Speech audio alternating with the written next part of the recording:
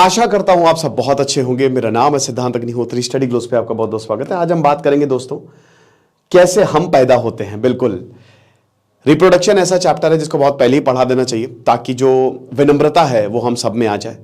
Sex education बहुत ज्यादा important है। तो हम कैसे आते हैं देख लो भाई, नेचर ने क्या जिम्मेदारी, कितना मुश्किल सफर होता है हमारे आने का। इतनी आसानी से हम नहीं आ पाते हैं, बहुत मुश्किल होता है। तो ये जो नेचुरल जर्नी है, ये तो जो कमाल की जर्नी है, शुरू करते हैं। और ये बहुत इंपॉर्टेंट भी है, वैसे भी आपको पता है जीएस पेपर 3 के लिए बहुत इंपॉर्टेंट है, जो मेडिकल फील्ड्स है उनके लिए बहुत इंपॉर्टेंट है और सबके लिए इंपॉर्टेंट है। जो भी देख रहा है तो इसको जितना हो सके शेयर करें, सबको पता चलेगा। तो बात करते हैं ये पूरी कमाल की journey from pregnancy to birth की। देखिए अब हम स्टेप बाय स्टेप चलेंगे। यहां पे बहुत सारे कंसेप्ट्स हैं जो मैं आपको समझाऊंगा, बहुत ही सिंपल लैंग्वेज में समझाऊंगा ताकि यार किसी को समझ में आ जाए, क्योंकि मेडिकल लैंग्वेज, लीगल लैंग्वेज ये सब बड़ी टफ होती हैं। तो देखिए ये है फीमेल रिप्रोडक्टिव सिस्टम, ठीक है, और हमारा मेल रिप्रोडक्टिव सिस्टम भी होता है। अब हमारे मेल रिप्रोडक्टिव सिस्टम में क्या होता है, स्पर्म प्रोड्यूस होता है। स्पर्म कहां पे प्रोड्यूस होता है, टेस्टिस स्पर्म प्रोड्यूस करता है। आपका जो प्रोस्टेट है वो स्पर्म प्रोड्यूस करता है। 20% फ्लूइड जो है सीमेन वहां से प्रोड्यूस होता है।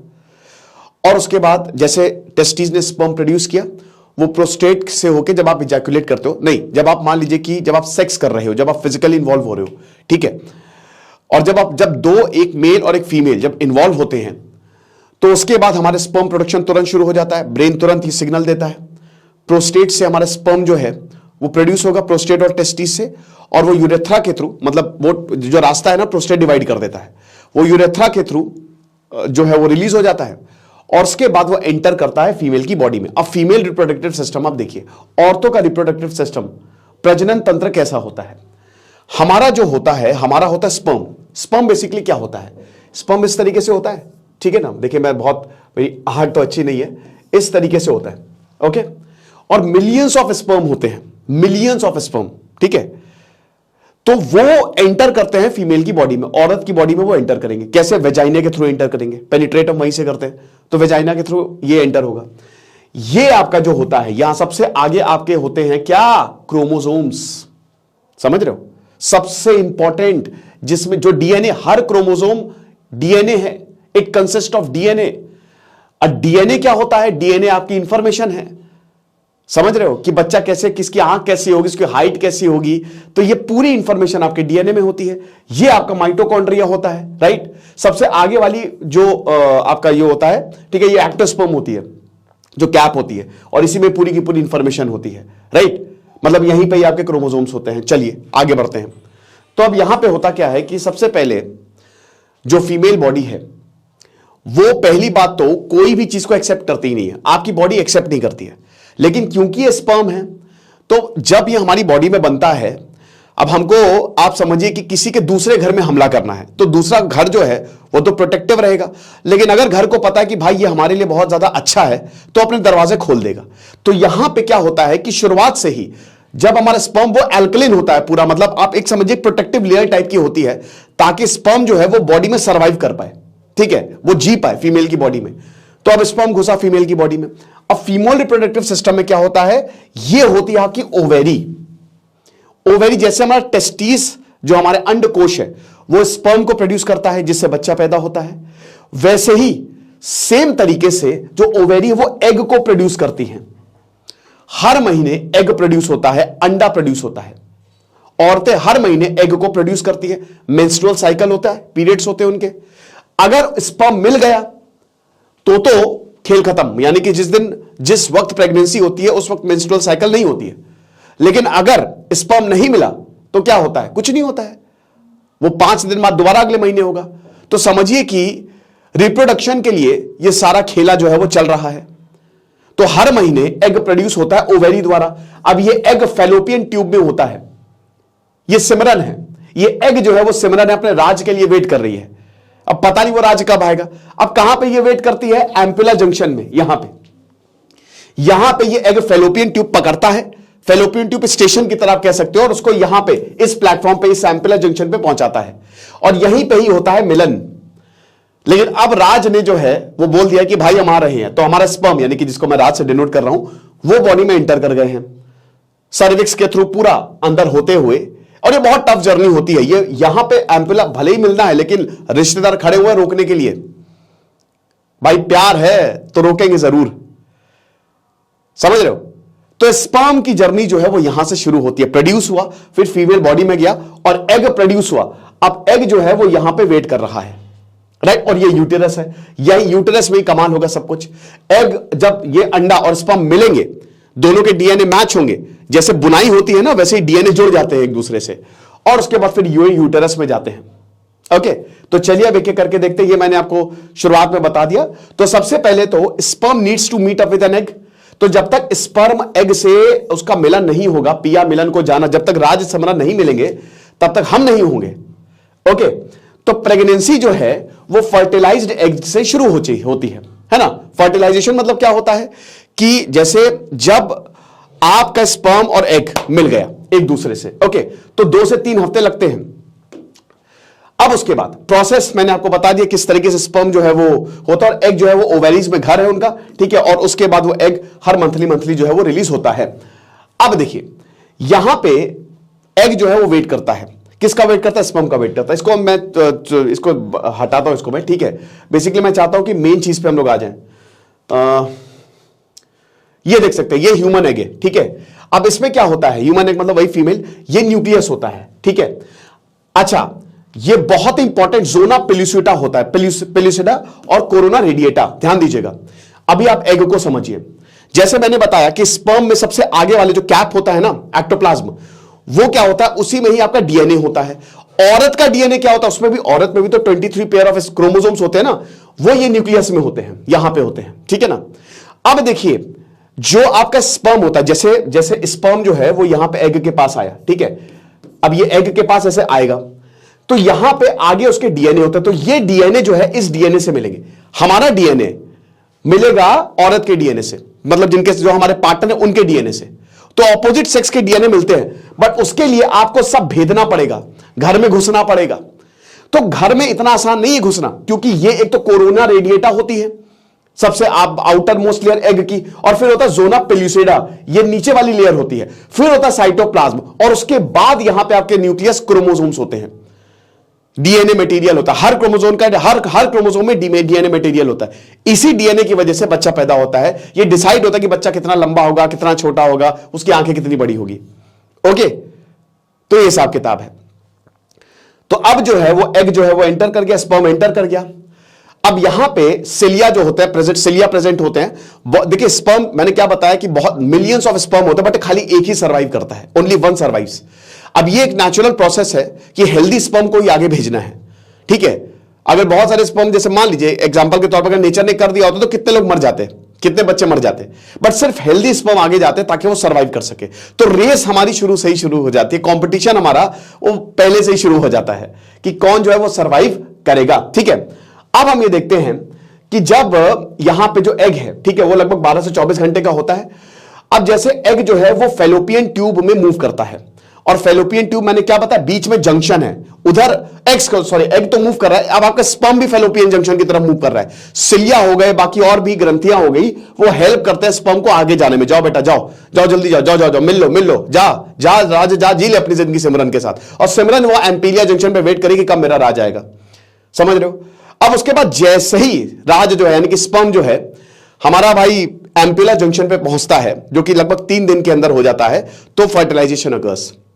तब दोनों मिल जाते हैं और वो कोरोना रेडिएटा, जोना पेल्यूसिडा को बिल्कुल चीरते हुए न्यूक्लियस तक पहुंचता है, और उसके बाद जो हमारे डीएनए होते हैं वो उनका मिलन होता है आपस में, समझ रहे हो। मतलब कहने का मतलब ये है कि ये वाला जो एरिया आप देख रहे हो, जो मैंने आपको ये बताया, फट्टा है, और उसमें ढेर सारे डीएनए ऐसे ऐसे ऐसे बाहर आते हैं, जो क्रोमोसोम्स है ना वो बाहर आते हैं, और यहां पे भी क्रोमोसोम्स हैं। अब ये क्रोमोसोम्स, ये जैसे मेल का ये फीमेल का, ये आपस में मिल जाते हैं, ऐसे एक के ऊपर एक हो जाते हैं ये, ठीक है, ये आपस में मिल जाते हैं, समझ रहे हो। और इसी को ही कहते हैं हम जाइगोट। ये जो फर्टिलाइजेशन होता है that is known as zygote, सबसे इंपॉर्टेंट। ओके, तो ये जाइगोट बन गया। अब ये जाइगोट जो है इसको एक्चुअल में यूटेरस में जाना है, ठीक है। यहां पे तो फेलोपियन ट्यूब में तो भैया आपका मिलन हो गया है, किधर चला गया, यहां पे आप मिल गए हो, लेकिन आप इसको ट्रैवल करते जाइगोट को यहां पे जाना है, समझ रहे हो। अब ये जो जाइगोट है इसका सेल डिवीजन होता है। भाई देखो, ये सिंगल सेल होता है, जाइगोट मींस ये एक सिंगल सेल है, समझ रहे हो, लेकिन अब धीमे धीमे धीमे इसका सेल डिवीजन होगा। ये एक सिंगल सेल है, अब 1 से 2 बनेंगे, 2 से 4 बनेंगे, 4 से 8 बनेंगे, 8 से 16 बनेंगे, और जैसे ही 16 बनते हैं ब्लास्टोसिस बन जाता है, समझ रहे हो फाइनली। और आपको बता दूं कि जैसे जब ये अंदर जाता है, जैसे स्पर्म जो है वो एकदम जब मीट करेगा एग के अंदर जाएगा, तो क्या करते हैं, ये एग होता है ना, वो फिर बंद कर देता है, वो सब कुछ खत्म कर देता है कि चेंजेस होने लगते हैं एग में। मतलब अब जो है कोई भी स्पर्म अंदर नहीं आ पाएगा, समझ रहे हो, तो एकदम ठोस हो जाता है, एकदम बॉल की कड़क एकदम हो जाता है। अब सिमरन और राज मिल गए और अब किसी की जगह नहीं है, भाग जाओ ऐसे। तो उसके बाद ये जाइगोट जो है वो बाद में फिर ब्लास्टोसिस बनता है। देखिए अगर यहां पे अगर इसमें दिखाया हो, ठीक है, या अगर इसमें कुछ लिखा हो तो ज्यादा बेटर होगा। ठीक है, चलो कोई बात नहीं, ठीक है, तो वही चीज है। तो एक हाँ, उसके बाद फिर देखिए जाइगोट जो है वो आपका ब्लास्टोसिस बनेगा, ठीक है। और ये ब्लास्टोसिस आपको पता है कितना छोटा होता है, जो आपकी पेन की टिप होता है ना, उससे भी छोटा होता है, बहुत ही ज्यादा छोटा होता है, राइट। और ये फिर अब यूटेरस की तरफ बढ़ता है, राइट। अब जब ये यूटेरस की तरफ बढ़ता है तो यूटेरस की जो बाहर की वॉल होती है उसको कहते हैं एंडोमेट्रियम, उसमें घुसेगा, उसमें चिपक जाएगा। और यही एंडोमेट्रियम बहुत इंपॉर्टेंट होता है, यही जाइगोट जो होता है ना, यही जो बाद में ये स्टेप 1 जाइगोट बनता है, सेल डिवीजन होकर ब्लास्टोसिस हो जाता है, ठीक है। यही ब्लास्टोसिस, यही हम हैं, यही एम्ब्रियो है, ओके, जो एंडोमेट्रियम से चिपक जाता है। चलिए आगे देखते हैं फिर। तो ball of cell floats into the uterus for another 2 to 3 days। अब जैसे ही एंडोमेट्रियम में चिपकता है, HCG हार्मोन रिलीज होता है। इसका मतलब क्या है कि भैया हो गया है, बधाई हो, बधाई हो गई है शादी, हो गई है, बच्चा हो गया है, बच्चा पैदा होने वाला है। अब एक ऐसे प्रेगनेंसी जो टेस्ट होते हैं ना, HCG जो है आपके कॉर्पस ल्यूटियम को मेंटेन करता है। ये कॉर्पस ल्यूटियम जो है वो प्रोजेस्टेरॉन को बोलता है बस हो गया, ठीक है, आप एग रिलीज मत करना, तो आपका फिर पीरियड्स नहीं होंगे। यानी कि एक तरीके से यही एक, जैसे ही ये यूटेरस के अंदर घुसा तुरंत सिग्नल जाता है, HCG प्रोड्यूस होने लगता है। और बहुत इंपॉर्टेंट हार्मोन होता है ये फीमेल बॉडी में। जब आप प्रेगनेंसी टेस्ट करते हो ना, तो इसी HCG की मात्रा बढ़ती है, इसी HCG की मात्रा से ही देखा जाता है कि हां भाई बधाई हो, आप प्रेग्नेंट हो, आप मां बनने वाले हो और आप बाप बनने वाले हो, ओके। प्रोजेस्टेरॉन निकलना बंद हो जाता है, ये चीज है। और अगर इसकी ज्यादा मात्रा होती है HCG की, तो वही कहता है उल्टी आना, मॉर्निंग सिकनेस होना, तो ससुरा HCG करवाता है। If the ball of cell attaches to the lining of your uterus, it's called implantation। तो 20 से 30% ही सेल जो है वो सर्वाइव करता है, मतलब ये होता है। इंप्लांटेशन मतलब ये है कि वही जो वॉल ऑफ द लाइनिंग, जो यूटेरस की लाइनिंग होती है ना, उसको कहते हैं एंडोमेट्रियम, उसी में ही अटैच होता है, जिसको कहते हैं इंप्लांटेशन। और यहां से आपकी असली शुरुआत, हमारी असली शुरुआत होती है, हमारी सबकी असली शुरुआत होती है। यहां पे फर्टिलाइजर, प्रॉपर तरीके से फर्टिलाइजेशन जो है वो होता है। तो ये आप देख सकते हो रिप्रोडक्शन प्रोसेस किस तरीके से होता है। सबसे पहले 46 क्रोमोसोम्स, 23 पेयर्स होते हैं, आपको पता ही है, ठीक है, जिसमें 22 तो नॉर्मल, 23 थर्ड पेयर होता है सेक्स क्रोमोसोम, जिसको कहते हैं XY, ठीक है। उसको अभी उसमें नहीं जाते फिलहाल। तो 40 यहां पे ये मर्दों में भी होता है, और दोनों क्या करते हैं, दोनों मिलते हैं, फर्टिलाइजेशन।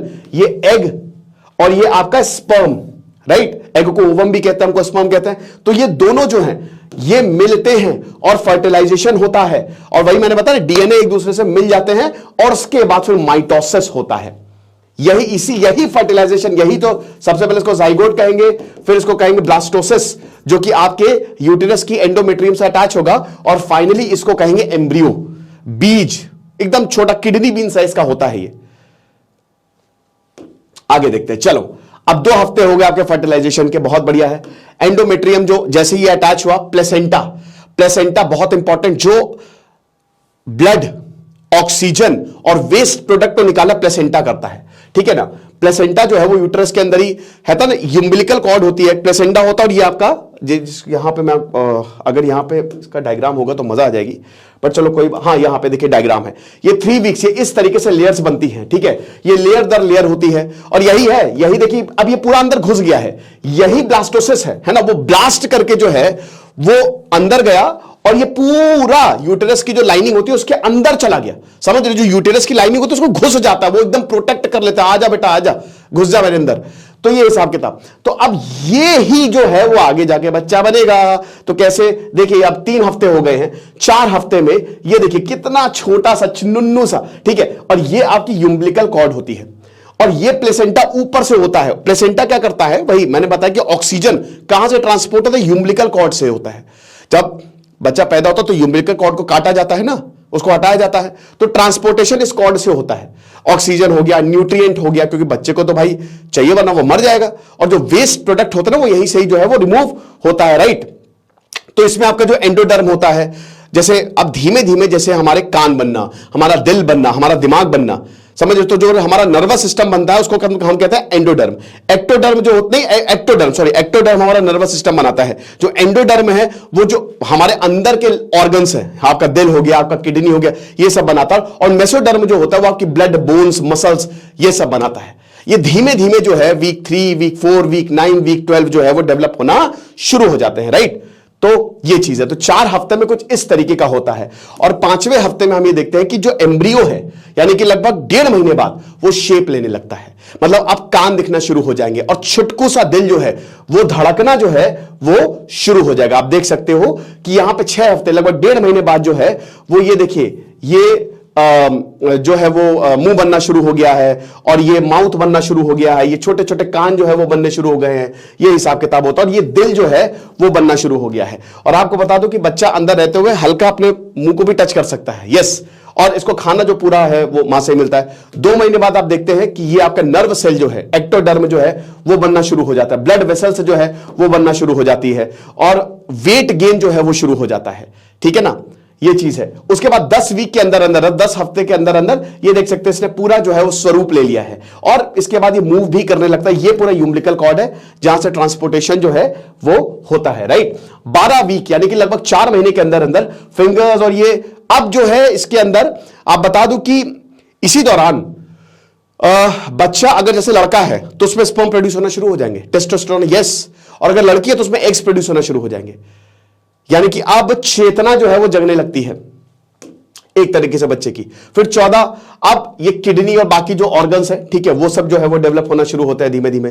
फिर उसके बाद 4 महीने के अंदर अंदर जो है जो बेबी के स्कैल्प है वो डेवलप होना शुरू होता है। 6 महीने के अंदर अंदर आपकी यूम्बिलिकल कॉर्ड से ये पूरा जो हिसाब किताब होता है, मतलब बेसिकली ग्रो करना बच्चा जो है वो शुरू कर देता है।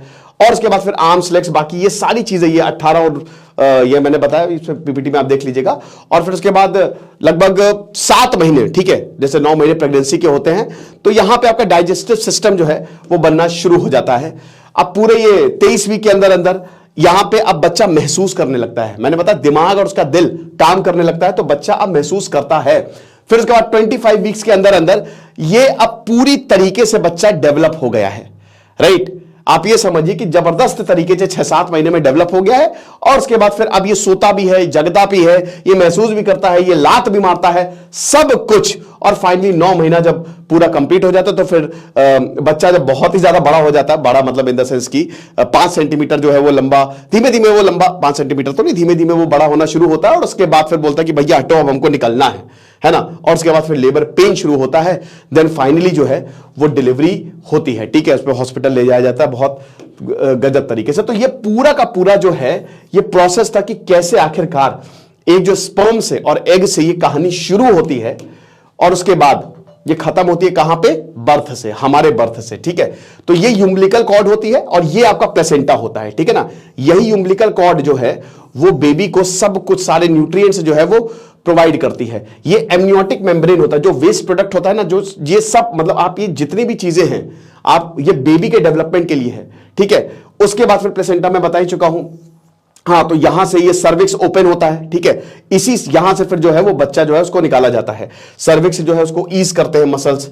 तो मतलब ये टफ प्रोसेस है। अब तो जैसे ये होता है कि 2 तरीके से डिलीवरी होती है, तो नेचुरल डिलीवरी होती है और एक सिजेरियन होती है ना।